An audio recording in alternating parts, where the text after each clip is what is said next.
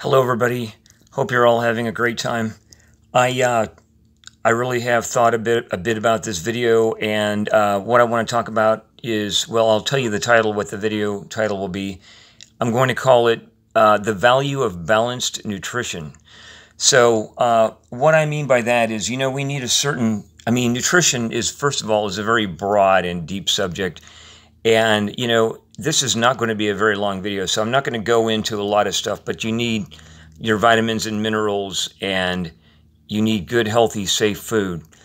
But one thing, when I think about as far as athletic workouts go, like your training or your exercise, whatever you want to call it, is you need a reasonable balance of protein, essential fatty acids, and carbohydrates.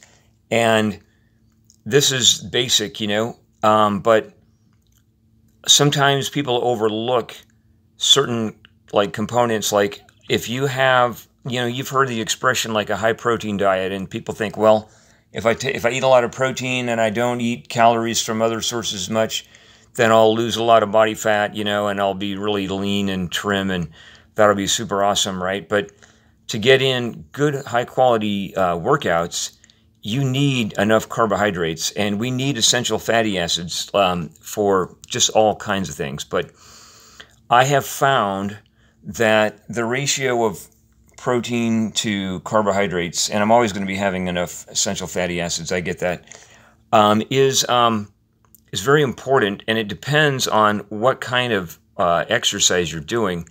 So my kind of exercise that I like doing is mainly endurance exercise. So this video won't really apply to people who are like muscle building types only, that don't get in like cardiorespiratory exercise as their main focus and emphasis.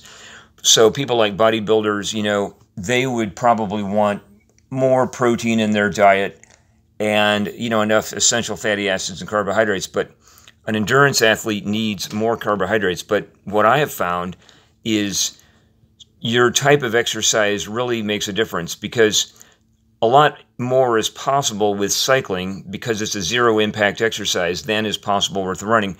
Now, long distance running, where you're running, not necessarily fast, but you're just going at a relaxed rate for very long distances. I've done a lot of that in my life.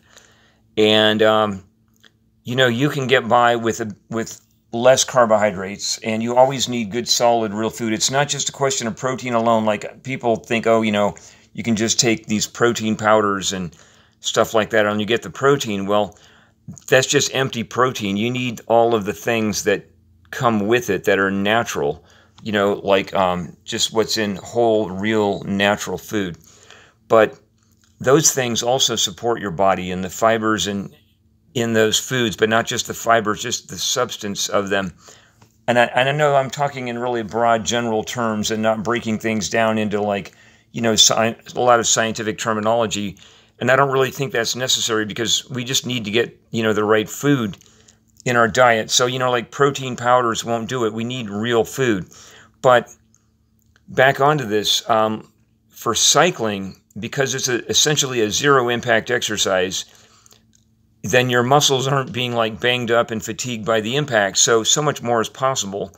And this is evidenced, in fact, by the sport of professional cycling, like the Tour de France and the long races.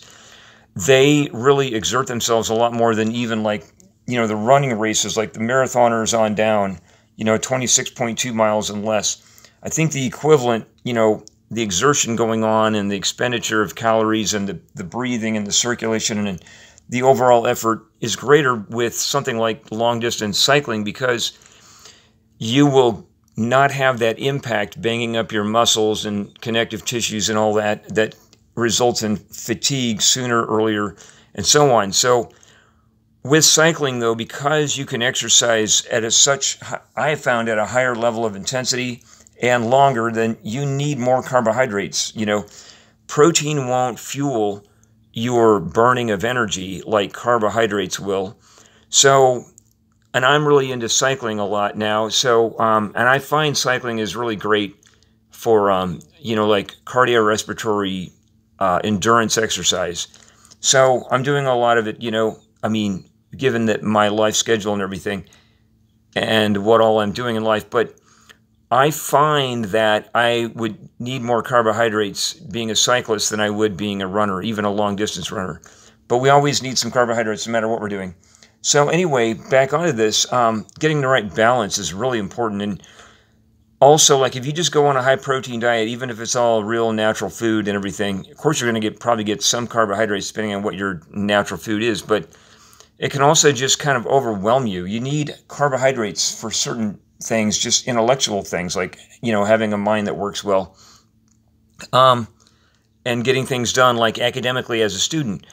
But what I'm thinking is, I just want to convey this wonderful experience I've had today, and I know this video has already gone over 5 minutes, and I did not realize it would go this long, but, I took in some carbohydrates to kind of make up, because I was carbohydrate deficient. I had been taking a lot of high-protein food and so I had to kind of rebalance myself with more carbohydrates so my mind would work better for some assignments, an assignment I was working on for my class today, so I had to get going on that. And I did, and I won't go into a lot of specifics about what I ate, but after that, I got in a cycling workout, and it was just really great, and it turned into a really good high-intensity workout. In the last quarter of it, I really had the resistance very high and really making a super effort. And after I got done and I got off the bike, I felt so good. It was just, I was really living in the moment so much. And I just felt like, wow, this is great. I feel very, very good. I'm at home. I'm just relaxing. I'm enjoying myself. I feel really great. And I wanted to share that with you. This was just a while ago, like about an hour ago. So I've got probably between 1:30 and 2 a.m., closer to 2 a.m. in the morning right now, early Saturday morning. I guess it's October 5th. And I finished my workout, I don't know, a while ago, maybe an hour ago or so. But when I got off the bike, I felt really, really good. I mean, I felt really just a really good feeling. And I know that just had to do something with the carbohydrate intake I had earlier to help me with my schoolwork and everything. So I just want to share that with you, what a wonderful experience that was. But so what you could get out of this is you need to keep an open mind. Like you might think, oh, a high-protein diet is great, and that's going to keep me lean and really, muscular, and it's going to solve all my problems. But if you're doing endurance workouts, you definitely need enough carbohydrates too, and that can really boost your performance and help you feel a lot better. And not just for your workouts, but just how well your mind works and how you feel throughout the day. You need carbohydrates.